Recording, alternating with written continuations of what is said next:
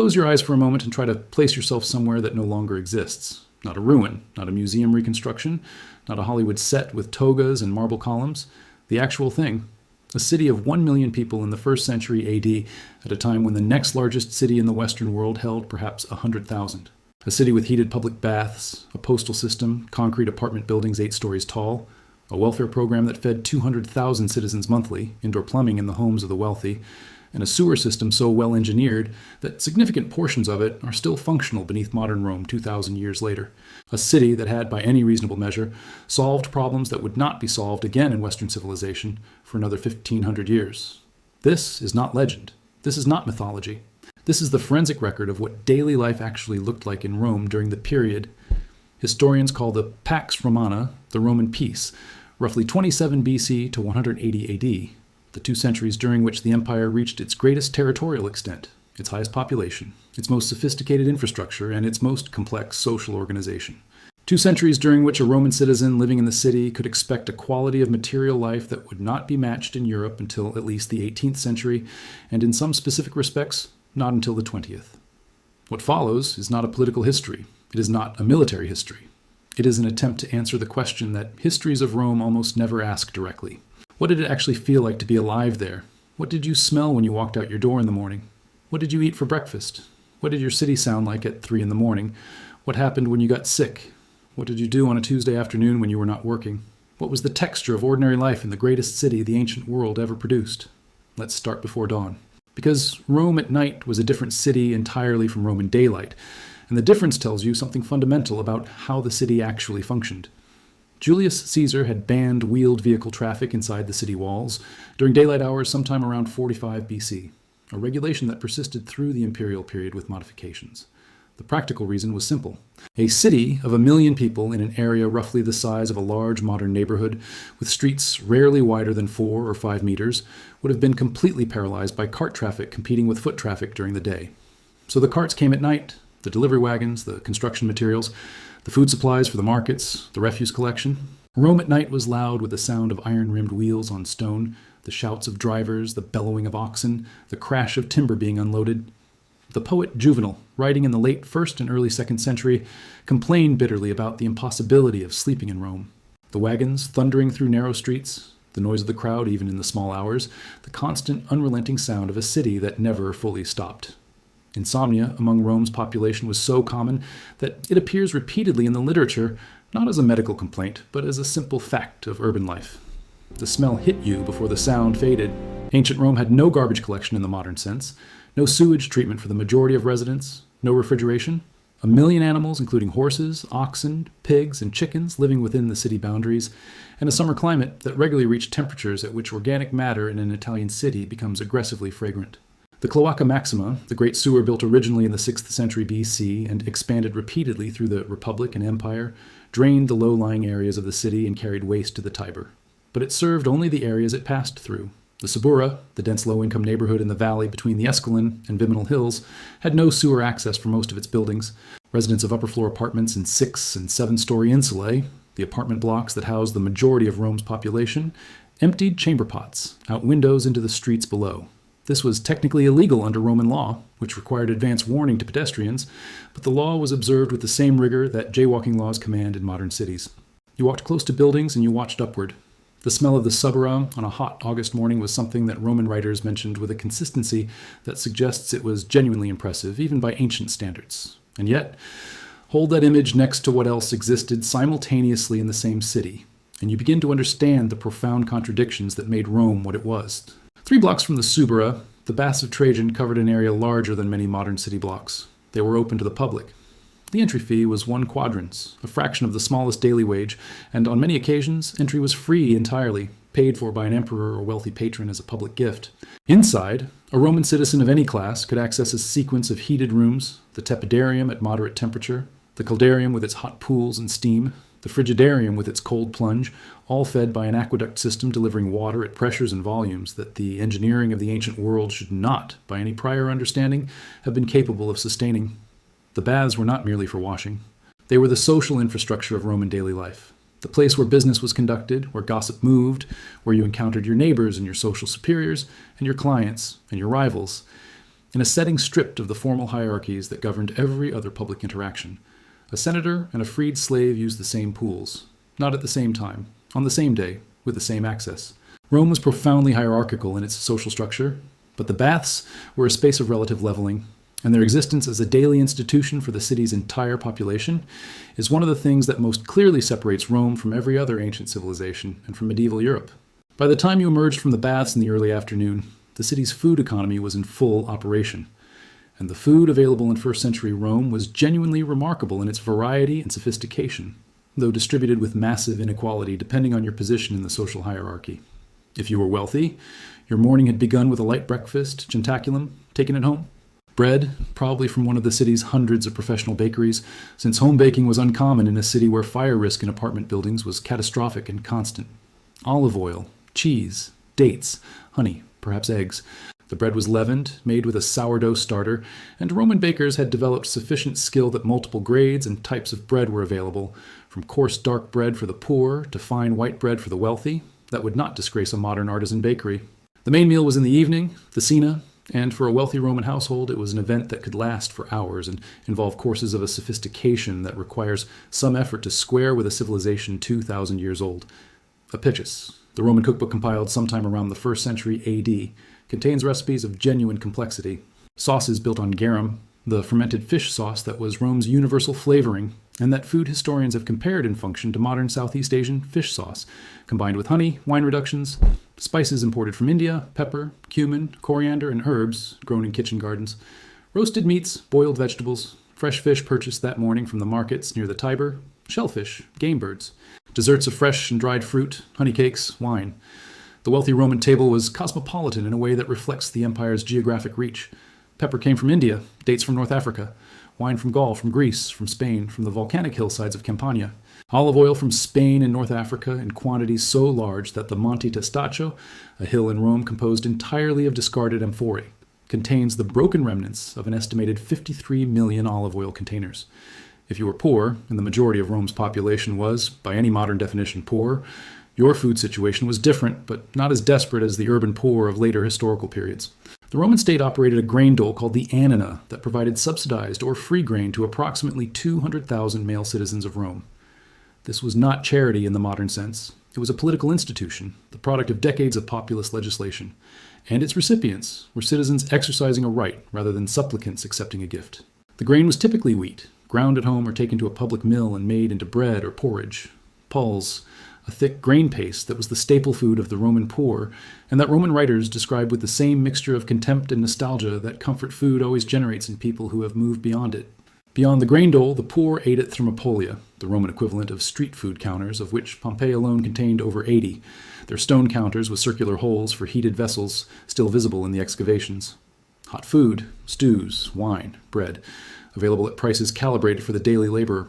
A Roman worker of modest means ate more reliably and more variously than an English laborer in the 18th century.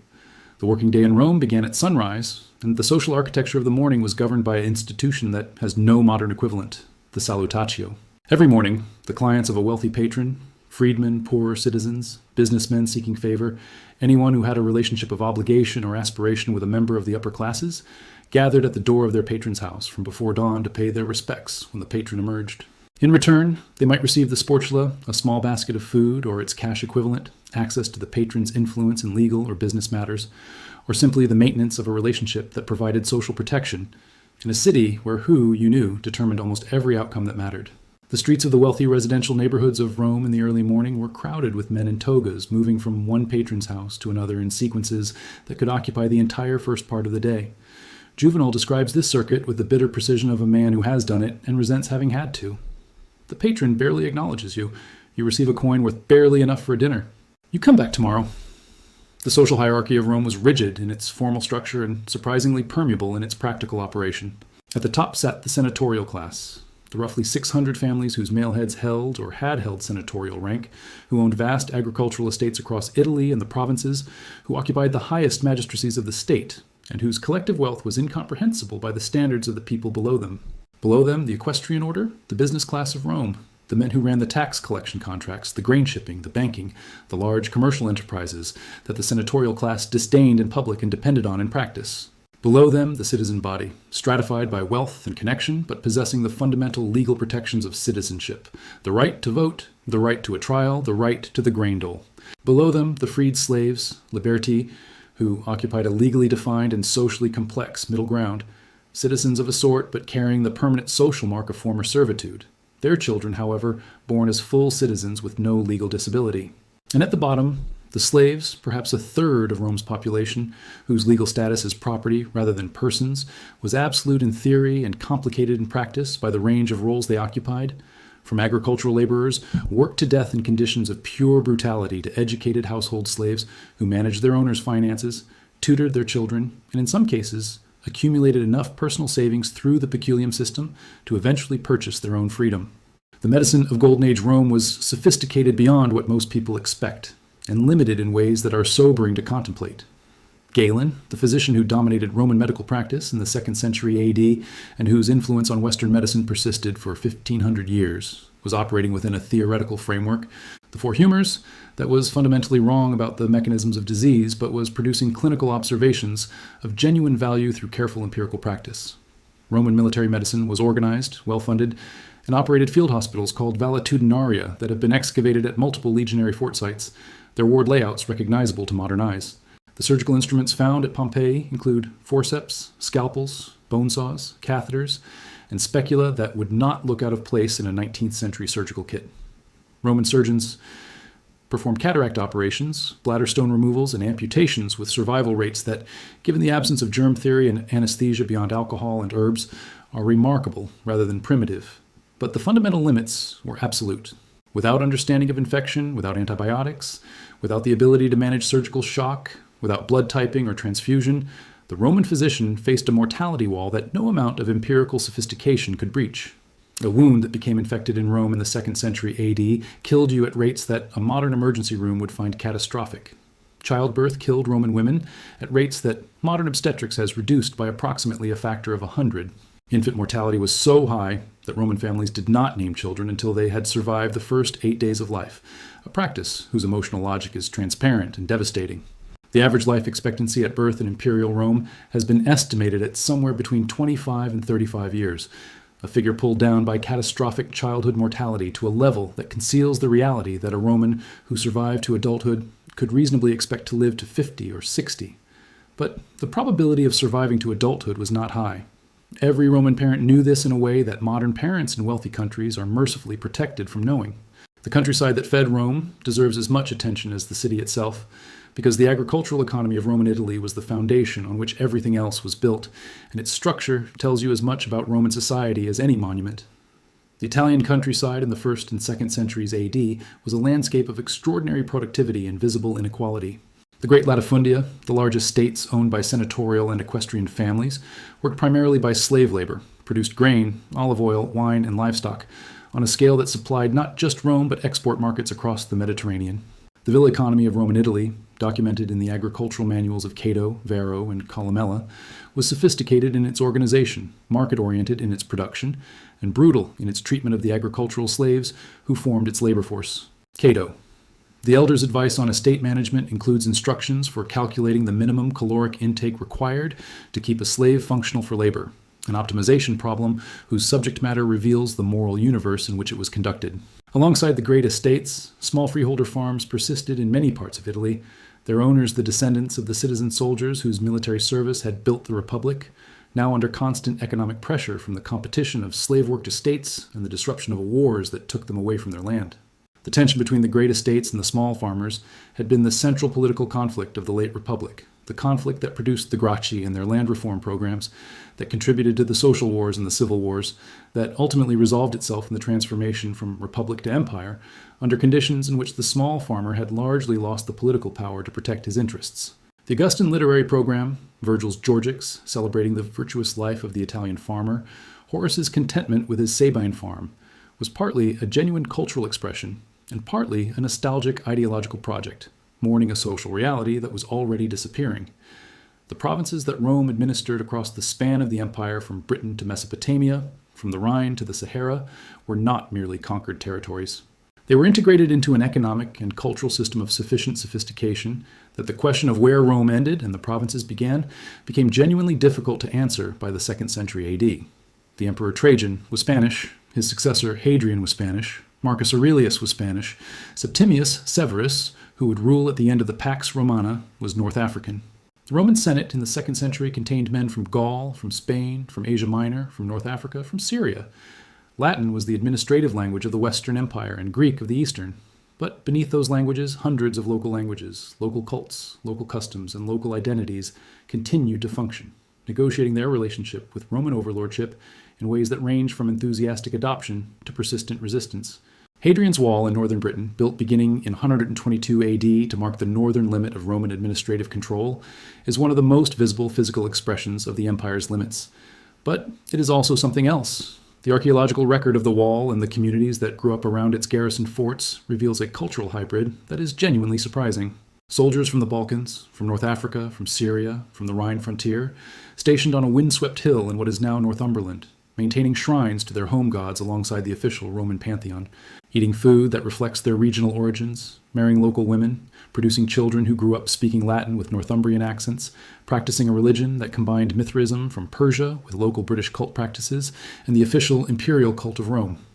The Roman Empire, at its height, was not a monolith. It was an extraordinarily complex negotiation between a centralizing administrative and military power and the hundreds of distinct human communities that power had incorporated. The religion of Rome in its golden age was not the Christianity that would eventually transform and in some sense preserve it. It was a polytheism of extraordinary promiscuity and flexibility. The official Roman pantheon, the 12 Olympians in their Roman guise, Jupiter, Juno, Minerva, Mars, Venus, Mercury, Neptune, Vulcan, Diana, Apollo, Ceres, Bacchus, presided over a state religious apparatus of temples, priesthoods, and festivals that was more civic than spiritual in its practical function. A Roman patrician performing the correct sacrifices before a military campaign or public ceremony was not necessarily expressing personal religious conviction in the modern sense. He was fulfilling a civic obligation, maintaining the Pax Deorum, the peace of the gods, on which the state's continued prosperity was understood to depend. Alongside and beneath the official pantheon, the religious life of Rome was filled with mystery cults of extraordinary variety. Mithraism, with its secret initiations and strong appeal to soldiers. The cult of Isis from Egypt, offering a powerful vision of divine compassion. The Eleusinian mysteries from Greece, promising a deeper experience of the afterlife. And the cult of Cybele, marked by intense rituals and devoted priesthood. Some were accepted, yet quietly judged by society. At the same time, a small and obscure group began to grow, a community of Jews who believed their executed teacher had risen from the dead. They met in private homes, spreading slowly through personal connections, driven by a universal search for meaning and belonging. Within 3 centuries, they would reshape the entire civilization. By the late 2nd century AD, signs of decline had begun to appear. Not always obvious at the time, but clear in hindsight. The Antonine Plague spread across the empire, possibly smallpox, killing millions. 1/10 of the population gone. The impact reached every part of society. Labor shortages, weakened farms, falling tax revenues. Even the army struggled to recruit. At the borders, pressure continued to build. Germanic tribes pushed against the frontiers, driven by movements from deeper in the east, forces Rome could not fully understand. Marcus Aurelius spent his final years at war, holding the Danube frontier against constant threat, a task that would only grow harder after him. When he died in 180 AD, power passed to his son Commodus, a decision that would shape what followed. His rule was marked by instability and poor leadership, often seen as the beginning of a long decline. But the deeper issue was succession itself. For nearly a century, emperors had been chosen for ability. Nerva, Trajan, Hadrian, Antoninus Pius, Marcus Aurelius. Leaders selected for competence, not birth. That system ended with one choice, a father choosing his son. A human decision, understandable but costly. The consequences were political and lasting. Yet the end should not erase what came before. For 2 centuries, Rome reached a level unmatched for its time. A city of 1 million people, connected to an empire of tens of millions. A system of infrastructure, law, and culture far ahead of its age. Aqueducts delivering vast amounts of water every day. Roads stretching across continents, linking distant lands. A legal system shaping ideas of rights and justice even now. Literature that has survived for 2,000 years. Architecture whose influence still stands today. Walk through the Roman Forum now, past the Temple of Saturn. The Arch of Septimius Severus, the remains of the Basilica of Maxentius. And you are walking through something more than ruins. This was the first great attempt at urban civilization on a massive scale. It was not perfect. It was harsh, unequal, and often brutal. Its own thinkers saw its flaws. Its leaders sensed its limits, and still, it endured for centuries. In its greatest moments, it was something extraordinary. Not just history, but a living force. Its influence did not end with its fall. It continued, shaping every century that followed, in ideas and systems and memory, a civilization that still echoes in the present,